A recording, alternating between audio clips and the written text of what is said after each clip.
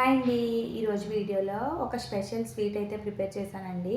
బయట క్రిస్పీగా లోపల సాఫ్ట్గా చాలా బాగుంటుంది.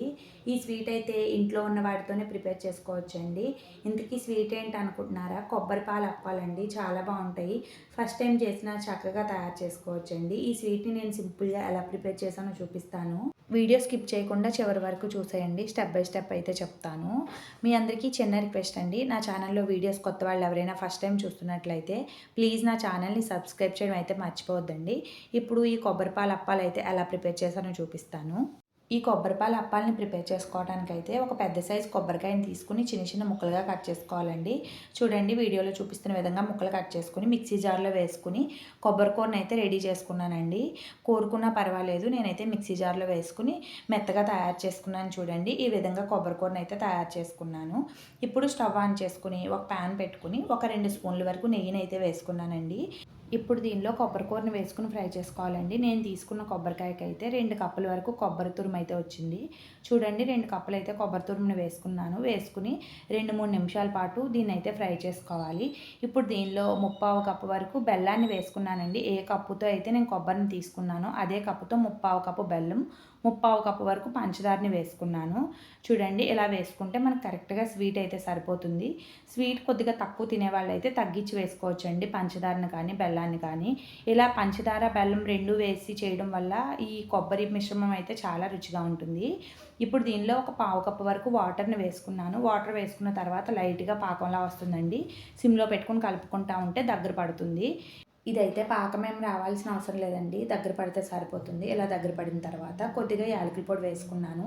పంచదార యాలకులు కలిపి పొడిని తయారు చేసుకున్నానండి. అదైతే ఒక 1/2 స్పూన్ వరకు వేసుకుని మొత్తాన్ని బాగా మిక్స్ చేసుకోవాలి. ఈ విధంగా వచ్చిన తర్వాత స్టవ్ ఆఫ్ చేసుకుని పక్కన పెట్టేసుకోవాలండి. ఇప్పుడు వేరే ప్యాన్ పెట్టుకుని దానిలో ఒక 2 స్పూన్ల వరకు నెయ్యిని వేసుకుని రవ్వను ఫ్రై చేసుకోవాలి. ఇప్పుడు ఏ కప్పుతో అయితే కొబ్బరిని అయితే కొలుచుకున్నానో అదే కప్పుతో 2 కప్పుల వరకు ఉప్మా రవ్వను వేసుకున్నానండి. సోజీ రవ్వ అంటారు కదా, ఆ రవ్వను వేసుకున్నాను. రవ్వను వేసుకుని ఒక 2-3 నిమిషాల పాటు దీన్ని కూడా చక్కగా ఫ్రై చేసుకోవాలి. కొద్దిగా కలర్ చేంజ్ అయితే సరిపోతుందండి. రవ్వ అయితే వేగిపోయింది. దీన్ని అయితే ఒక ప్లేట్లోకి తీసుకుని ఇప్పుడు అదే ప్యాన్ మళ్ళీ స్టవ్ మీద పెట్టుకుని ఒక 3 కప్పుల వరకు పాలను తీసుకున్నానండి. 3 కప్పుల పాలు, 3 కప్పులు నీళ్లు తీసుకున్నాను. రవ్వ ఉడకడానికైతే 3 కప్పుల పాలు, 3 కప్పుల నీళ్ళు అయితే మనకు కరెక్ట్గా సరిపోతాయండి. ఈ పాలు నీళ్లు పొంగొచ్చే వరకు మరిగించుకోవాలండి. పొంగొచ్చిన తర్వాత రవ్వని స్లోగా వేసుకోవాలి. స్టవ్ సిమ్లో పెట్టుకుని వేసుకోవాలి. హై ఫ్లేమ్లో పెడితే అది ఉండలు కట్టినట్టు అయిపోతుందండి. స్లోగా స్టవ్ సిమ్లో పెట్టుకుని కలుపుకుంటూ ఉంటే సరిపోతుంది. మనం వేసిన పాలకి రవ్వ కరెక్ట్గా సరిపోతుందండి ఉడకడానికైతే. మరి వాటర్ ఎక్కువ వేసినా సరే మనకి అది గట్టిపడడానికి టైం పడుతుంది కాబట్టి ఇలా వేసుకుంటే సరిపోతుంది. ఇప్పుడు దీనిలో ఒక 1/4 కప్పు వరకు పంచదార, కొద్దిగా యాలకుల పొడి కూడా వేసుకున్నానండి మంచి ఫ్లేవర్ కోసం. వేసుకుని మొత్తాన్ని బాగా కలుపుకోవాలి. ఇదైతే ఆల్మోస్ట్ దగ్గర పడిపోయిందండి. ఇలా ఉన్నప్పుడు స్టవ్ ఆఫ్ చేసుకుంటే సరిపోతుంది. ఈ రవ్వ మిశ్రమాన్ని అయితే పక్కన పెట్టేసుకున్నామండి. పూర్తిగా చల్లారిన తర్వాత కొబ్బరి కూడా చల్లారిపోయిందండి. దీన్ని కూడా ఒకసారి బాగా కలుపుకున్నాను. రవ్వ కొద్దిగా వేడిగా ఉన్నప్పుడే చేతికి నెయ్యి రాసుకుని మనకి ఏ సైజులో అప్పాలు చేయాలనుకుంటున్నామో ఆ సైజులో బాల్స్ అయితే చుట్టుకుని పక్కన పెట్టుకోవాలండి. బాల్స్ అన్నీ చుట్టేసుకున్న తర్వాత ఇప్పుడు ఒక్కొక్క బాల్ని తీసుకుని చేతికి కొద్దిగా నెయ్యిని రాసుకోవాలండి.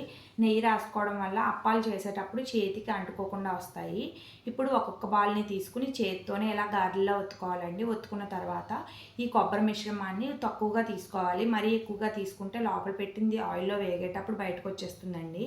కొద్దిగా చిన్న చిన్న బాల్స్లా చేసుకుంటే సరిపోతుంది. చూడండి, వీడియోలో చూపిస్తున్న విధంగా చిన్న బాల్స్లా చుట్టుకుని ఇది మొత్తాన్ని క్లోజ్ చేసుకుని చేతితోనే అప్పాల్లా ఒత్తుకోవాలండి. గారెలు ఒత్తుకుంటాం కదా, అలా ఒత్తుకుంటే సరిపోతుంది. లోపల కొబ్బరి అయితే బయటకు వస్తే ఆయిల్ కూడా పాడైపోతుందండి. అప్పాలు మొత్తం విడిపోయినట్టు కూడా వచ్చేస్తాయి. ఈ విధంగా చేసుకున్న తర్వాత ఒక్కొక్క దాన్ని ఇలా అప్పాల్లా ఒత్తుకుంటే సరిపోతుంది. ఇలా సింపుల్గా అప్పాలన్నింటినీ ప్రిపేర్ చేసుకోవచ్చండి. ఇలా మనకి రాలేదు అనుకుంటే కనుక చపాతీ పీట మీద చిన్న చిన్నగా కట్ చేసుకుని క్లోజ్ చేసుకుంటే సరిపోతుంది. అలా కూడా చేసుకోవచ్చు. ఎలా అయినా లోపల ఉన్న కొబ్బరి అయితే బయటకు రాకుండా ప్రిపేర్ చేసుకుంటే సరిపోతుందండి. ఈ విధంగా అప్పాలను అయితే నేను ఒక్కొక్కటిగా ప్రిపేర్ చేసుకున్నాను కదా. ఇప్పుడు స్టవ్ ఆన్ చేసుకుని డీప్ ఫ్రైకి సరిపడా ఆయిల్ పెట్టుకోవాలి. ఆయిల్ వేడైన తర్వాత స్టవ్ సిమ్లో పెట్టుకుని ఈ అప్పాలను ఒక్కొక్కటిగా వేసుకుని ఫ్రై చేసుకోవాలండి. హై ఫ్లేమ్లో పెట్టకూడదు, అప్పాలు అయితే మనకి విరిగిపోయినట్టు వచ్చేస్తాయి. అప్పాలైతే గోల్డెన్ కలర్ వచ్చే వరకు ఫ్రై చేసుకోవాలండి. గరిటతో కూడా ఎక్కువ కలుపుకోకూడదు. ఎక్కువ కలిపితే మనకి ఆ గరిట అటు ఇటు కదపడం వల్ల అప్పాలైతే విరిగిపోయి లోపల ఉన్న కొబ్బరి అయితే బయటకు వచ్చేస్తుందండి. ఈ అప్పాలైతే గోల్డెన్ కలర్ వచ్చే వరకు ఫ్రై చేసుకోవాలి. చూడండి ఈ కలర్ వస్తే సరిపోతుంది. ఇలా ఫ్రై అయిన అప్పాలనైతే తీసుకోవాలి. ఇదే విధంగా అప్పాలన్నిటిని వేసుకుని ఫ్రై చేసుకోవాలండి. నేను తీసుకున్న కొలతకైతే ఒక 40 వరకు అప్పాలు వచ్చినాయండి. మనకి చూడటానికి పని ఎక్కువగా అనిపిస్తుంది కానీ టేస్ట్ అయితే చాలా బాగుంటుంది. చూడండి అప్పాలైతే ఎంత బాగున్నాయో, బయట క్రిస్పీగా లోపల సాఫ్ట్గా చాలా బాగున్నాయండి. ఒక్కసారి తిన్నారంటే వదిలిపెట్టరు. మళ్ళీ మళ్ళీ ఇవే ప్రిపేర్ చేసుకోవాలనిపిస్తుంది. ఇలాంటి వీడియోస్ కోసం అయితే నా ఛానల్ని సబ్స్క్రైబ్ చేయడం అయితే అస్సలు మర్చిపోవద్దండి. ఇప్పుడైతే ఈ వీడియోకి ఒక లైక్ చేసేయండి.